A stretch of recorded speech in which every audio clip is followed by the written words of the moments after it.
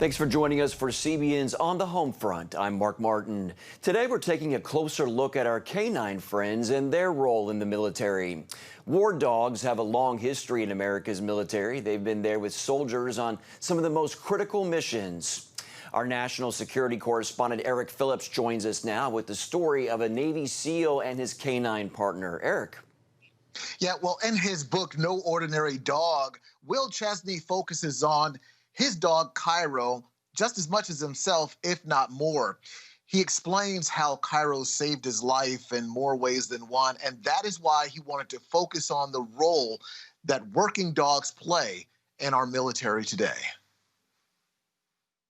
You know, I don't like talking about myself, but I'll talk about Cairo. He's pretty easy to talk about. 36-year-old retired Navy SEAL Will Chesney says he's always had a love for dogs and knew as a teenager he wanted to be a Navy SEAL.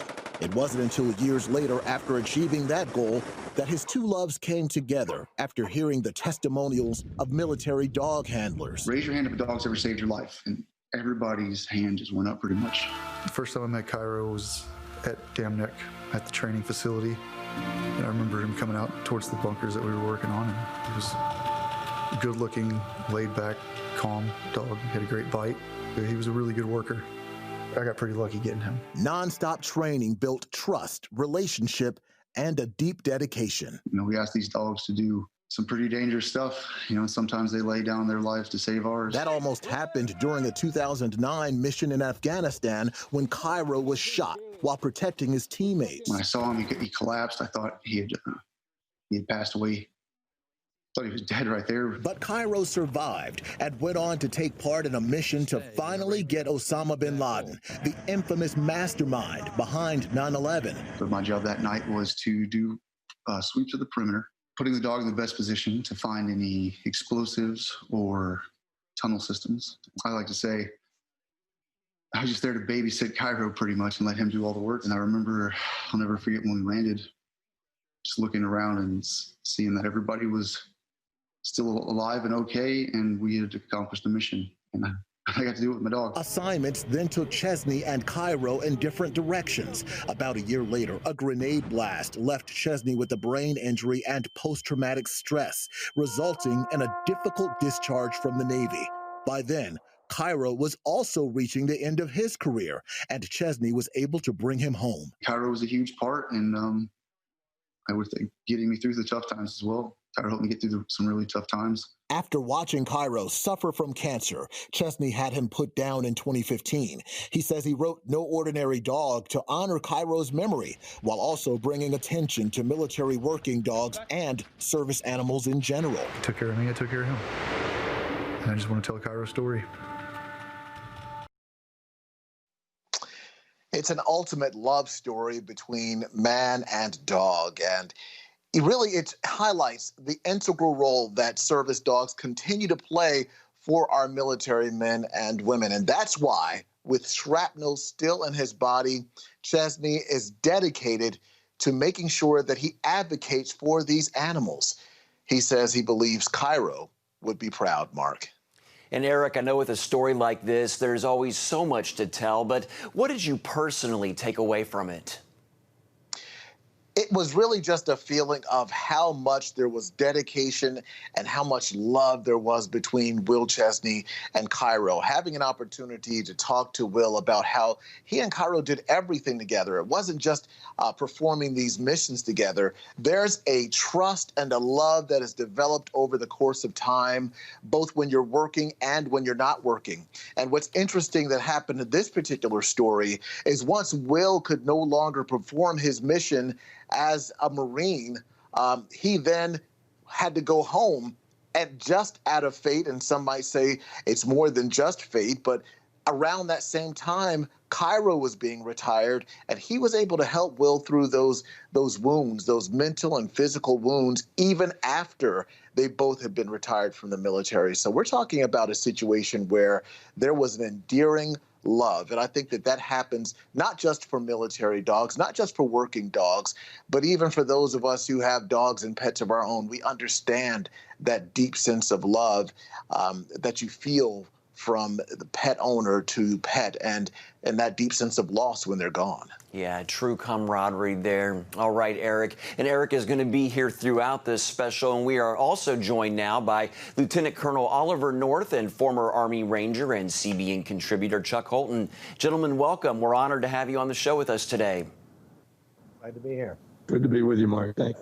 Colonel North, when you see stories like that, what are your thoughts? Well, you know, I spent 25 years in the Marine Corps. I to cover 18 years of this war for Fox News. I don't think I've been on a single deployment in all of those years that we didn't have a war dog with us. And of course, the purpose of the war is basically out by their breeding. The dogs are bred for a very specific purpose. Some are attack dogs like you see in the law enforcement. Some are scout snipers. They're picking out targets for guys. They're out in front, literally leading at the point of a patrol. I had a war dog like that with my rifle platoon. They're the kinds of dogs that you take, Chuck and I have seen a lot of together, that are out there as IED sniffers. And if you follow in that dog's footprints, you will not step on an IED. And Chuck and I have seen that. And the kinds of things that you see them are all based on, one, the breed bred for a purpose. Number two, they're trained for a very specific purpose. And number three, as Eric was just pointing out, the bond that exists between the handlers and the dogs are simply phenomenal. I mean, they literally would die for one another, and I've seen that happen. So I have a lot of experience with these animals. I've got a great war dog of my own right now. It's a Boykin Spaniel. You know, wouldn't want her to run in the attack necessarily, but she's got a great nose. And Chuck, what about you when you saw that story? You know, what always amazes me about these dogs, as I've seen them in the combat zone, is just how engaged they are. I mean, they're not just there to go sniff out a bomb. They're not just there to, protect their handler. They are riding in helicopters, even rappelling out of helicopters or jumping out of airplanes with their handlers. It's unbelievable to see the things that these dogs can do. And when the team practices first aid, they practice giving first aid to that dog. They practice tourniquets. They practice IVs. And I did a story several years ago about a special hospital in Germany that the United States has over there on one of its bases, specifically for these war dogs who have been wounded in combat. And going there and hearing the stories of the kind of heroic things that these dogs do on a day-to-day basis, it'll just give you chills. Yeah, well, I have a question actually for both you and for Colonel North. When you're talking about working with these dogs in this type of capacity that you just talked about, does it make you better understand why dogs are called man's best friend? Well, there's no doubt. Look, first of all, I don't mean this to in any way offensive to my Special Forces guys and my Ranger pals, that the streets of heaven are guarded by United States Marines. That's a hymn. So we also know from Hesitations 4:11 that all dogs go to heaven. And so if anybody of you guys watching this broadcast get there before me, if you would please put in a word that I would like to, instead of guarding the streets of heaven, because I've done an awful lot of that, I would very much like to be in charge of the doghouse, since all of my dogs are going to be there, plus all of those remarkable war dogs that I've seen over the years. And I'll be in charge of feeding them and petting them and playing with them for all eternity. It's, as we know, and one of them's got. Right, apparently having some audio problems there with Colonel North's signal. We're going to be right back, though, with more of On the Home Front. And as we go to break, here's some four-legged military trivia for you about how many dogs are currently working in the U.S. military. You see the possible answers there. We're going to come back with the solution. Hey, if you're tired and exhausted all day, you can't think clearly, and you really just need a cup or even a pot of coffee to get through your day, then join me, Dr. Josh Axe, for this new series where I'm going to teach you how to transform your diet and use essential oils and supplements to get a better night's sleep. Wake up to your best life. Call 1-800-700-7000 to get your free DVD or booklet of Protect Your Sleep today. It's about the competition. I kind of put that pressure on myself, and I think people had expectations. It's about overcoming. We use this phrase all the time, keep chopping, keep practicing hard. It's about going the distance. You know, I think as a father, it's my job, to lead, just be the best husband and father I can be. Watch Going the Distance with Sean Brown Saturday night at 7:30 on the CBN News Channel. Orphans Promise is committed to loving and serving at-risk children, to helping keep families together, and to creating opportunities for strong and sustainable communities around the world. We're working in over 60 countries around the world, and with your help, we can do even more. There's an old African proverb I love that says, if you want to run fast, run alone. But if you want to run far, run together. At Orphans Promise, we want to run far so we can touch the lives of as many orphaned and vulnerable children as possible. But we don't want to go alone. We're out to change the world, one child, one family, one community at a time. Will you join us?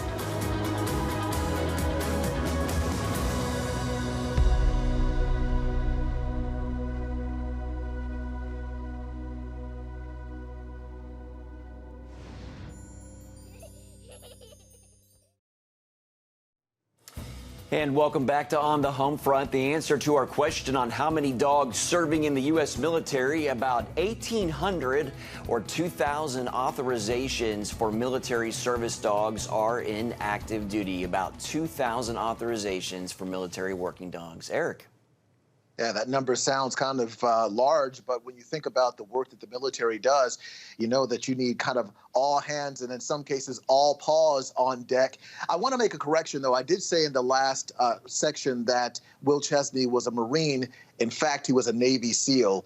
I'm sure that our Marines also find great solace in the help they get from working dogs as well. But Will Chesney was a Navy SEAL. But Colonel North, does it surprise you that number of dogs that we find that are in the military? Does the number that Mark just mentioned surprise you? Oh, no, not at all. And every deployed Marine unit has a scout. Well, every single Marine unit that deploys takes with them a dog, at least one. And if it's a larger unit, when the 5th Marines was in the attack from Kuwait all the way to Baghdad, they had at least a dozen with them. And those dogs all had different purposes. Some were IED detectors. Some were bred to be, for example, in the footage I sent you guys that shows that wonderful yellow lab playing with on the back of an armored vehicle. That's that dog's armored vehicle. The Marines just get to ride in it with him. And that vehicle is normally in the front of the attack. And the dog gets played with. And it gets to play with the other guys, because that's an IED detector. It's different than an assault dog or an attack dog. It's different than a scout dog. And that dog has not only been bred for that purpose, but also been trained for that purpose. And you can see in one of those the still taken from my helmet cam, that's a still taken of that same dog and his handler who have just joined a helicopter assault unit in the largest helicopter assault in the entire Afghan war. And I was going on that, and that's why I'm walking up to it. And those guys are kneeling in prayer. They're not giving high fives because Dexter, the dog, is going to be with him, and his handler. They're so glad that they kneel down and say a prayer of thanksgiving that the dog is with them. And the dog, as Chuck points out, is going to be the very first one off that helicopter. And I'm going to be following right in that dog's footsteps, because if that dog gets out in front of me, I don't want to step on an IED, and I know the dog won't.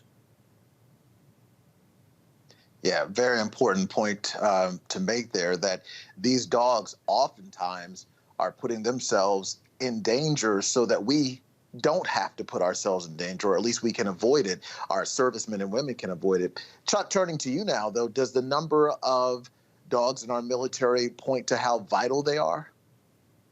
Well, they certainly are vital because they're superhuman in some ways. I mean, there aren't too many Marines out there who can sniff out the enemy at 1,000 meters. And if the wind is right, your dog can certainly do that. There aren't, these dogs are used for sentry, for patrol, again, doing guard duty and things like that, along with the explosive detection and protection of the units that they serve. And there's one other thing that I've noticed that these dogs do. It's the effect that they have on the unit as a whole. It's just nice to have a dog around, to come around and love on you a little bit when you're sitting around back at the base after a mission. It's that bond that you see between them that I think really is therapeutic for our troops, and I'm sure that the Colonel would agree. Yeah, Colonel North, tell us about your War Stories program. You've even featured war dogs on them. We did. We did one on animal warriors, and I suppose it's still available up on Amazon, or at Fox News at least. Look, the fact is, the loss of life that you experience with the unit before they had dogs and after they had dogs is dramatic. The difference in loss of life. If you look at the Battle of Saipan in World War II, and we looked historically at this, they were first introduced during the Pacific War. They weren't being used during the European theater initially. Eventually they were. By the time the 10th Mountain Division gets engaged in the battle for the Boot of Italy, there's war dogs with them. But the Marines were taking war dogs out to the Pacific because the enemy was often so close and so well concealed, the dog was the only one that was going to be able to find it. And it turns out the dogs found their way through minefields, found their way to the enemy. The dogs that I had when I was a rifle platoon commander in 1968, 69 in Vietnam, one of them was so brave that when his handler was shot, the dog took off and knocked down and tried to kill the shooter, the enemy soldiers, the North Vietnamese Army soldier. And then because we were treating the wounded handler, the Lance Corporal, the dog came back and we had to restrain the dog because the dog was going to prevent us from actually doing something to medically treat the wounded Marine. So they're remarkable animals. I love going out with them. I know for a fact that if I'm following a dog off a helicopter or out of a vehicle, I'm not going to step on an IED as long as my feet follow his. And quickly, Colonel North, of course, we remember the powerful movie Saving Private Ryan. Dogs were a big part of that mission and World War II altogether, as you mentioned. Talk a little bit more about that. Well, look, the whole idea, by the way, when the war was over, one of the great challenges, and it was a U.S. Army veterinarian. By the way, even the Marines have U.S. Army veterinarians. The U.S. Army veterinarians treat all the animals that are out there being used in these circumstances. All that began in World War II. And so the U.S. Army veterinarian who went ashore in Saipan with the Marines to treat the war dogs that were wounded was one of the very first times, and he convinced people to do this, that when the war dog came home and was getting ready to retire or getting out of the service, instead of putting them down, as some people advocated, because, gosh, they might contain diseases that other people don't know about, or perhaps be violent, vicious, he was the one who convinced the U.S. government to stop doing that. And if the handler was getting out of the service and wanted to take the dog with him, and almost all of them do, then let that happen. And that's why President Bush resurrected that policy for the war dogs sent off to this war. All right. Thank you, gentlemen. Well, we have some more war dog trivia for you at home. When did dogs officially start serving in U.S. military conflicts? You got a little hint in the previous interview. The Revolutionary War, World War I, World War II, or the Vietnam War? We'll be back with the answer.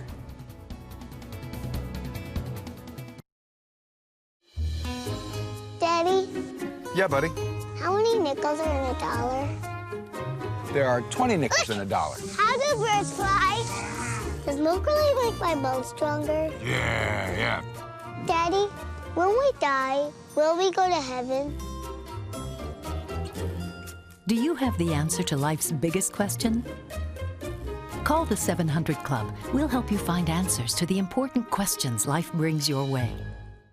Watch breaking news, in-depth exclusive stories and programs from health to entertainment you won't find anywhere else. The CBN News Channel, a perspective you can trust. Enjoy credible news reporting from around the world. Discover inspiring programs and stories of hope, all in one place from a Christian perspective. The CBN News Channel, a perspective you can trust. To watch the CBN News Channel, download the app or visit cbnnewschannel.com. Hello, I'm Dr. David Perlmutter, board-certified neurologist and #1 New York Times bestselling author. Wouldn't it be great to boost your energy, eliminate brain fog, and even reverse brain disease? Well, you can, and I'm going to show you how, along with some of the world's most well-respected brain experts in this DVD, Protect Your Brain. Get Protect Your Brain, a free DVD only from the Christian Broadcasting Network, featuring experts on the cutting edge of neuroscience and brain health. No matter how many times you've failed in the past, you really can do this. In Protect Your Brain, you'll discover simple strategies to keep your brain young and healthy. Improve your memory. Discover the gut-brain connection. In Protect Your Brain, get your free copy at CBN.com or call 1-800-700-7000.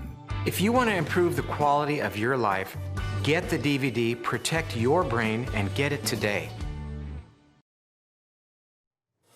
The answer to our last trivia question is World War II. Dogs have fought in every conflict since the Revolutionary War, but did not officially become part of the armed forces until World War II. We are back now with my co-host Eric Phillips, Lieutenant Colonel Oliver North, and CBN News contributor and former Army Ranger Chuck Holton. Gentlemen, a lot of movies out there, many of them based on true stories like Megan Levy and Max. Let's talk about them. Colonel North, we see in Megan Levy's story just how much these war dogs can change a soldier's life for the better. Elaborate on that. Well, let me just, because we only have a little bit of time left, let me just play the trivia game with you all. What is the most famous war dog who's killed a terrorist in recent days? Anybody remember his name? You got me. I don't know. Al-Baghdadi, hunted down by Conan, yes, the war dog. Wow. Yeah. I couldn't remember his name, but I do remember that. Yeah. There'll be a great movie about that, But talk a little bit too. about how dogs make lives better for soldiers. Well, because it brings a touch of home. I mean, the fact is, almost everybody knows somebody, or they themselves have a dog at home. It brings you that connection to something with whom you can feel great affection, and it's going to help you every day on the battlefield. And sometimes you get to play baseball with them because they'll go retrieve the ball that went over your head. All that kind of stuff. It's very important to the morale of the troops. And Eric, you had a question? Yeah, well, the movie Max, when we were talking about all these different movies that were made about military dogs, the movie Max talks about how a handler was killed and the stress that had on that dog. And Chuck, the fact of the matter is, combat is tough on the animals as well, right? Well, of course it is, but these dogs are so loyal and so pure-hearted that they will do anything in order to protect their handler and stay with their team. Now, I've seen, like I said, it's amazing to me. If you imagine how sensitive a dog's hearing is, for a dog to get on a helicopter, this screaming machine that's going to lift up into the air and fly away, that is not natural. There are very few animals that would willingly do that. But I've seen dogs do it all the time because my handler got on that screaming machine, so I'm going to get on there too. Wow. All right, we're going to leave it right there in this block, but don't go anywhere. We have more of On the Home Front after the break, but we do have another trivia question for you. Where do almost all military working dogs receive their training? See the options there? Your answer is next.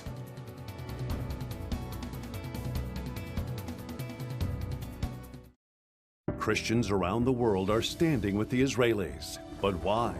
In CBN's free magazine, Friends of Israel, you'll discover why Christians are supporting the Jewish state, how Israel is fulfilling prophecy as a light to the nations, and ways you can pray for the people of Israel. Israel needs the support of friends like you. Call now or go to CBN.com to get your free copy of Friends of Israel. Heavenly Father, we do thank you for the work of your Spirit, Lord God, with this movement of getting the Bible, yes, Lord, into public schools.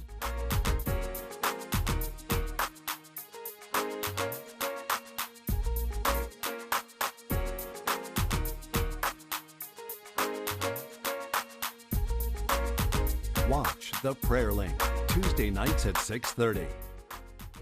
Hey, if you're tired and exhausted all day, you can't think clearly, and you really just need a cup or even a pot of coffee to get through your day, then join me, Dr. Josh Axe, for this new series where I'm going to teach you how to transform your diet and use essential oils and supplements to get a better night's sleep. Get Protect Your Sleep and live your best life with innovative information from 5 leading sleep experts. If you're not a great sleeper, you can do things to make yourself a great sleeper. If you're already a pretty good sleeper, you can enhance your sleep and be even better. Discover a sleep-enhancing bedtime routine, how to put insomnia to rest, learn how to relieve pain that disturbs sleep, and much more in Protect Your Sleep. Everything you do better with a good night's sleep.